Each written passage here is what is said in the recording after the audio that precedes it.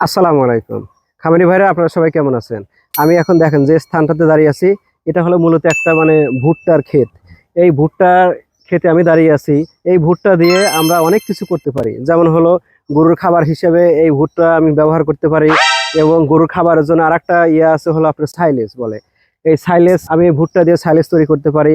এবং আমি এই ভুট্টা দিয়ে, ধরেন এই দেখেন, এই যে এদিকে আসেন, দেখেন দেখেন দর্শক ভাইরা, দেখেন এই যে এটা হলো যে ভুট্টার, এই যে এটা হলো ভুট্টা। দেখেন কত সুন্দরভাবে ভুট্টার এই যে থোর বের হয়েছে।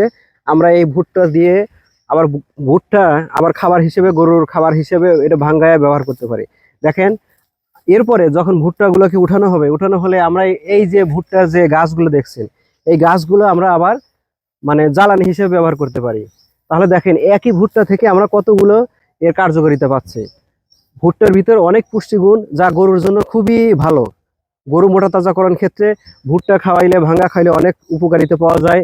এবং ভুট্টার এই যে পাতাগুলো যে দেখছেন, গাছ দেখছেন, এগুলো সুন্দরভাবে ছোট ছোট করে কেটে সাইলেজ হিসেবে ব্যবহার করা যায়। ধন্যবাদ আপনাদের।